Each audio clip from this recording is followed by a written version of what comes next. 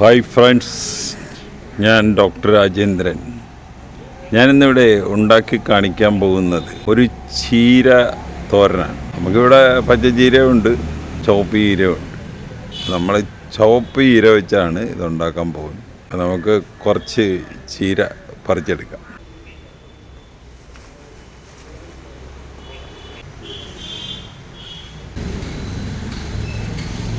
ഇത്രയും ചീര നമ്മൾ പറിച്ചെടുത്തിട്ടുണ്ട്. ഇത് വെച്ച് നമുക്കൊരു തോരനുണ്ടാക്കാം. അപ്പോൾ നമ്മൾ ഉണ്ടാക്കാൻ താമസം ഉണ്ടെങ്കിൽ ഇതുപോലെ അതിൻ്റെ മൂട് വെള്ളത്തിൽ മുക്കി വെച്ചേക്കുക. അപ്പോൾ വാടത്തിൽ കഴിവതും ഇളയ ചീര എടുക്കണം. ഇളയ ചീരയാണെങ്കിൽ നമുക്ക് ഇതിൻ്റെ തണ്ടും ഉപയോഗിക്കാം. മൂത്ത ചീരയാണ് നമുക്ക് തണ്ട് ഉപയോഗിക്കാൻ പറ്റത്തില്ല, ഇല മാത്രമേ ഉപയോഗിക്കാൻ പറ്റൂ.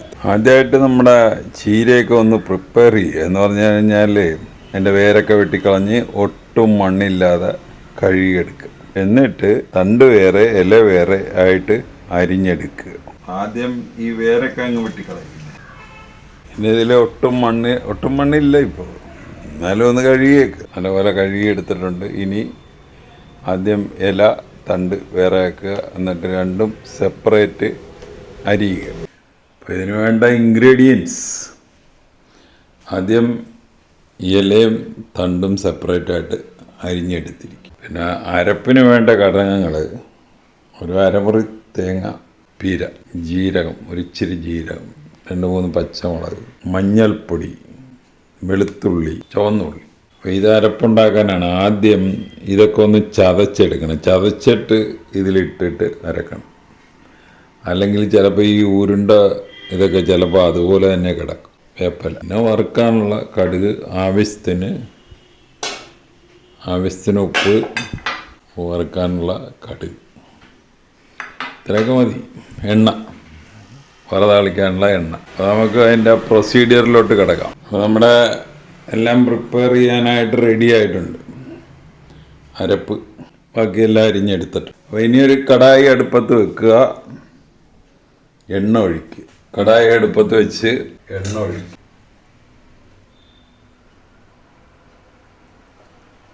ഇനി ആദ്യം കടുക് ഇട്ട് കഴിഞ്ഞ് കടുക് പൊട്ടിക്കഴിഞ്ഞ് ആദ്യം ഈ തണ്ട് അരിഞ്ഞതിട്ട്. അപ്പോൾ ഇതിന് ആകെ വേണ്ട ഉപ്പ് നമ്മൾ ഇപ്പം തന്നെ അങ്ങ് ഇട്ടാലും കുഴപ്പമൊന്നുമില്ല.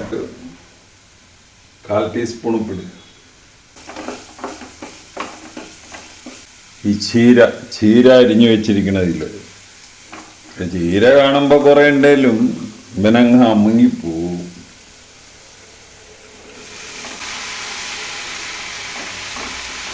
അതെ, ഇവിടെ ഒരു കുഴി ഉണ്ടാക്കിയിട്ട് അതിലോട്ട് ഈ അരപ്പും വെച്ച് ഇനി ഇതൊക്കെ ഒന്ന് മൂടുക.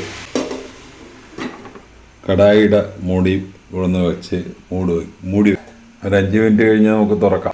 അപ്പോൾ ഈ സമയത്ത് നമ്മൾ ഹൈ ഫ്ലെയിമിലൊന്നും അല്ല ഇട്ടിരിക്കണം, സിമ്മിലായിട്ട്. ഇടയ്ക്കൊന്നിത് മറിച്ചൊക്കെ ഇട്ട് കൊടുക്കും. പാത്രം നിറച്ച് ചീര ഉണ്ടായിരുന്നതാണ്, ഇപ്പോൾ ഒരു ഇച്ചിരി.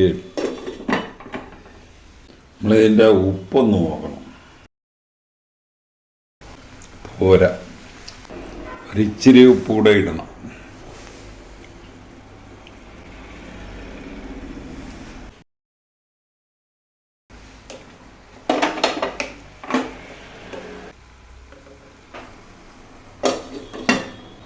നമ്മുടെ ചീര റെഡിയാണ്. അതോ അധികം വെള്ളം വല്ലതും ഉണ്ട് എന്ന് തോന്നുകയാണെങ്കിൽ, ഇപ്പോൾ ഇതിലധികം വെള്ളമൊന്നും ഇല്ല, തോന്നുകയാണെങ്കിൽ ഇതുപോലെ തുറന്ന് വെച്ചിട്ട് ചിക്കി ആ വെള്ളം വറ്റിച്ച് കളയാം.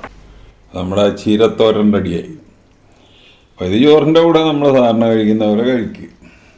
അപ്പോൾ ഈ റെസിപ്പി അനുസരിച്ച് നിങ്ങളൊന്ന് ഉണ്ടാക്കി നോക്കുക. ഉണ്ടാക്കി നോക്കിയിട്ട് ഇഷ്ടപ്പെട്ടുവെങ്കിൽ ഞങ്ങളുടെ ചാനൽ സബ്സ്ക്രൈബ് ചെയ്യുക. വേറൊരു വീഡിയോ ആയിട്ട് നമുക്ക് വീണ്ടും കാണാം. Thank you.